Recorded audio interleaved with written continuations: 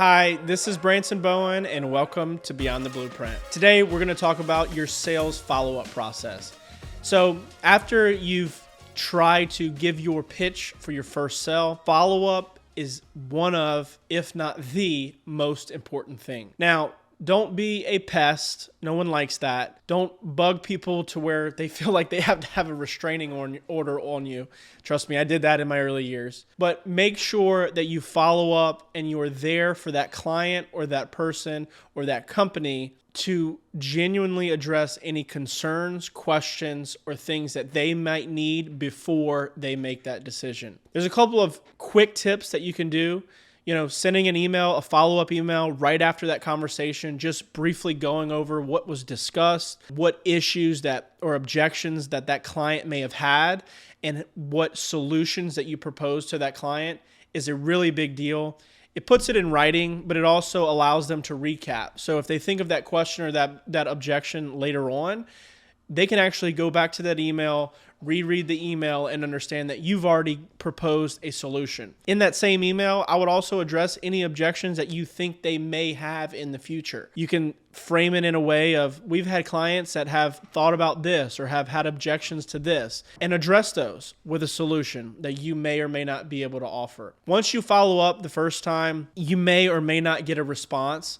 I would let things simmer down, allow the client, depending on your threshold of what your product or service is going to cost, let them marinate on it, think about it, sleep on it. People really talk about, especially in the commercial real estate industry, that hard sale car salesman, right? Trying to close you at that moment. I think you've got to be able to provide enough value if you want to do that. I think you don't want to be a pushy used car salesman and try to get someone wrapped up in a loan or into something that it might not make sense for them. Although you want to be a very good salesman and you want to meet quotas and get your bonus, you don't want to be over the top. You want to be genuine. You want to be authentic. That goes a lot further than just making your sales. Your reputation as a salesman, as a customer service provider, is going to last you probably the rest of your life, assuming that you're going to stay in a sales role position or something to do with business.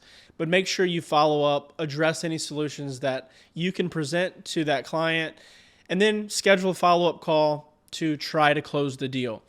Once you've addressed any issues and proposed solutions via email in that follow-up or on the first entry call, I would then schedule another call, send an email after the first email of the follow-up email went out. Send an email saying, hey, I'd like to reschedule a time next week to discuss the final decision on this. There's a great book called Never Split the Difference.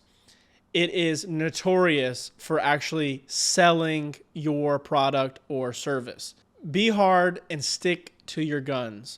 It's important that you don't compromise too much, whether it's financially or the services that you offer, but you want to give a lot of value to make it make sense for that client.